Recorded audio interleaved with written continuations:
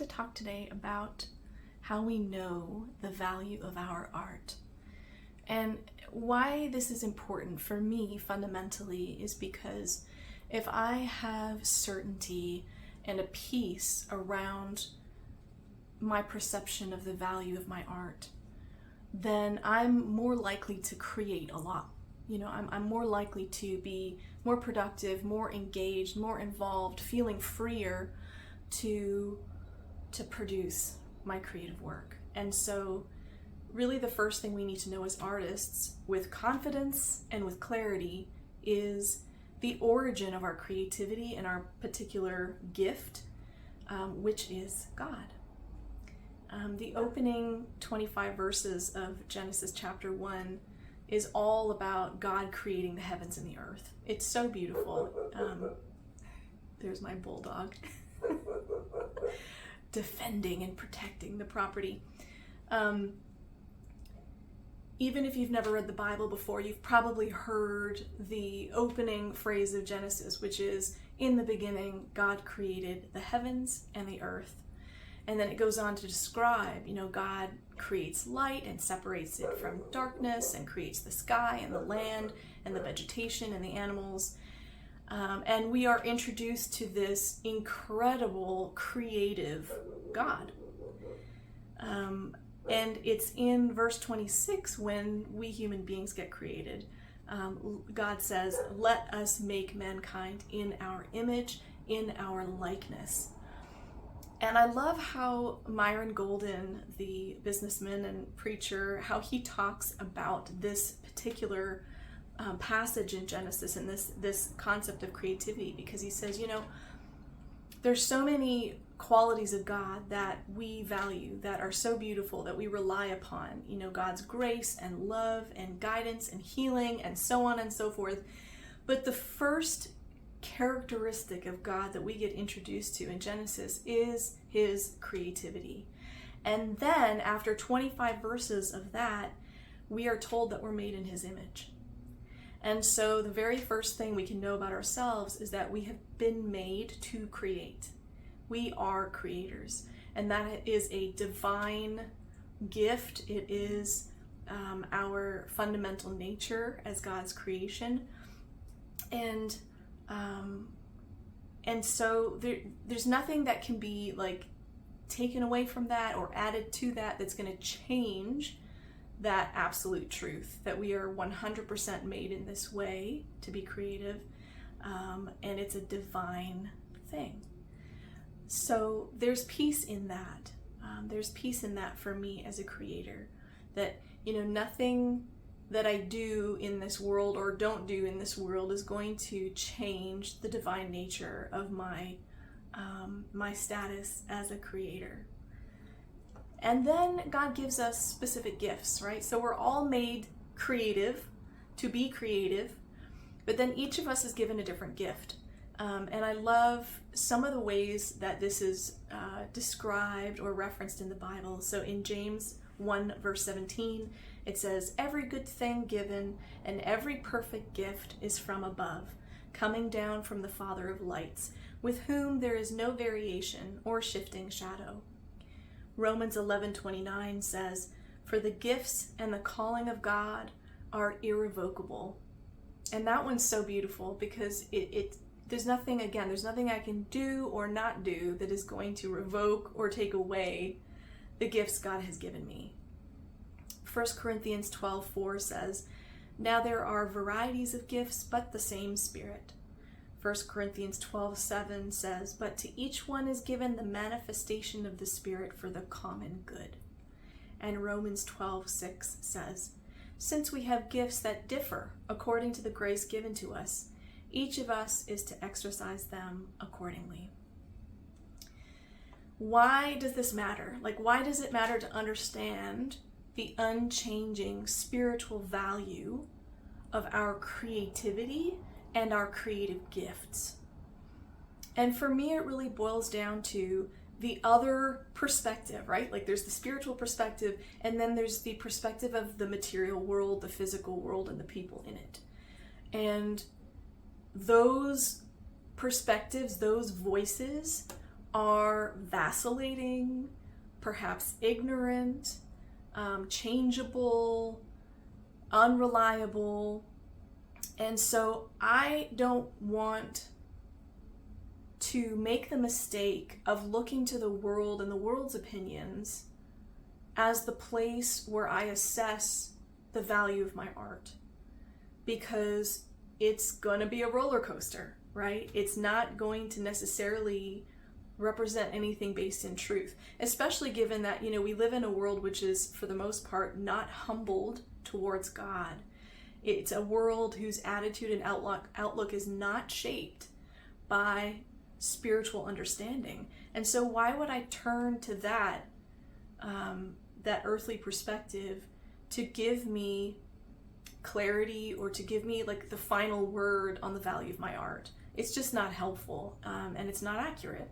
And it's going to lead me to a place as an artist where perhaps I'm trying to perform for the world or please people in the world in order to get validation, or in order to get a positive reaction to make me feel like my art has value.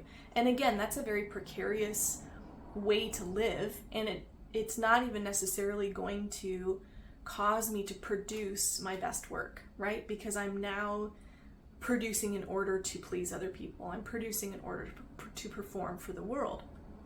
So it has been so helpful for me in my journey as an artist to get real clarity on the spiritual value of my songwriting and performing, and to have that complete knowing and that complete peace and understanding that my work, what I produce, is 100% valuable in the spiritual realm and in terms of its spiritual makeup. And that's even the case no matter where I'm at in the journey with my work, right? Because all of us have these gifts that we were given and born with, but they need to be developed. Like maybe a teenager starting out playing the guitar and learning chords is not going to be very good, even if they have that gifting. But after decades of working on their craft, they're going to be exceptionally good at it. They're going to be masters in their field. So looking at that from a spiritual vantage point, what God has taught me is that the spiritual value of that person's gift is unchanging. It doesn't matter whether they're an amateur just starting out or whether they're a master of their craft decades later. The spiritual value is always the same. It is 100% divine. It's precious. It's treasure. It's good. And it's for a good purpose. And so, I think as artists, we can tend to be really self-critical, like we work really hard on a project and we put it out there into the world, and then fairly immediately we are critical of it. We feel like, oh, I could have done this better, or oh, I could have changed that, or that wasn't quite right. I couldn't quite get it to the place that I hear it or see it in my mind, or that I know in my spirit it needed to be. And it was close, but it just didn't quite hit the mark. And so now I'm already on to the next thing. It's like the next song, the next project, the next piece of writing, the next created work, in order to try to reach that pinnacle, that highest self, that highest expression that I know is in me, that I just need to get out. And I think that urge to continually improve is a good urge. But if I am trying to feel at peace or trying to determine my value based on that process alone, I might end up being in a state of continual disappointment, right? Because I'm never satisfied with the latest thing that I put out, because I'm constantly trying to do better. And so that could feel stressful, discouraging. It could lead to, negative self-talk. And again, it could lead to looking to outside sources for, validation or positive reinforcement or whatever to kind of prop us up as artists and propel us forward. And I don't know about you, but the older I get, the less drama that I want to be involved in, whether it's my own internal drama or drama in the outside world. And so I don't want to be basing my approach to my art and my creative spirit on things that are that volatile. It's just too unreliable And again, it doesn't set me up to feel free to just create and enjoy the creative process. So knowing that God is the source not only of my life, but of my creative gifts, and that value is steady, unchanging, beautiful, holy, sacred, good, allows me to rest in the enjoyment of creating and to be more free. You know, I'm no longer creating to try to jump through some kind of hoop in the world or prove myself to a certain group of people or get a certain response. And also, I'm not likely to get discouraged as easily, you know, because I realize that if I do get negative feedback from the world, I don't really have to worry about that being the final word, you know, on me as a creator. I'm looking ultimately to please God. You know, I'm looking to fulfill the purpose for which I was sent here, which is to be fully Soraiya, be a full expression of Soraiya, to be a full expression of this songwriter that I've been made to be. And I really am encouraged when I see other artists doing this. I see other artists who are not, they don't have their eyes placed on what the world is saying or isn't saying about their art. They are just being what they've been made to be. And probably a lot of your favorite artists, they were not appreciated during their lifetime, and it was only after their death that the world, you know, suddenly understood what it was all about, you know. And I think one of my favorite singers who has passed on is Eva Cassidy. She died very young. She was only 33 years old when she passed away from, I believe, cancer. And, you know, during her lifetime, she was certainly appreciated by the people in her close-knit community, you know, and they understood and recognized how special her gift was. She was an amazing interpreter of songs. She had a gorgeous voice, but it was her interpretation of songs and how she expressed them that was so unusual. And people in her close circle during her lifetime certainly saw that, but it wasn't until after her death, when her music was released more widely and live video performances of her were released, that the rest of the world got to know and understand who she is, who she was. One of my favorite painters is Claude Monet. And, you know, during his lifetime, certainly in his early career, he was an Impressionist painter. Well, Impressionist, that whole movement was pretty much mocked, you know, certainly in the art world by all the, you know, whoever those self-appointed art judgers are.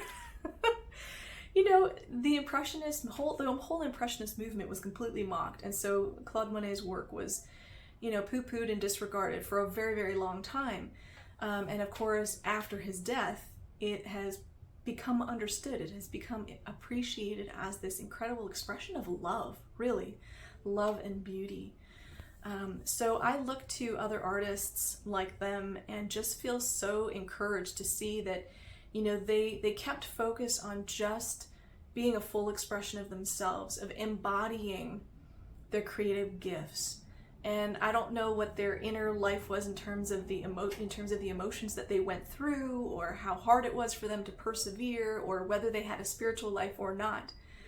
But it really, really helps me to look to that example in them, that they just kept going. They just kept producing what was beautiful, what they were given to produce. And I hope this is encouraging to you, you know, and I would encourage you to look to God. And if you don't have a relationship with God, or you're afraid of that word, G-O-D, you know, I just encourage you to turn your heart to God and ask Him to reveal Himself to you, and ask Him to give you a spiritual understanding of your gift, of your art, so that you can be freed from the constraints of worldly judgment and worldly opinion, and really more deeply enjoy and be more free in your artistic endeavors. So I hope this is helpful. It's really lovely to see you today, and God bless you, and I'll see you next time.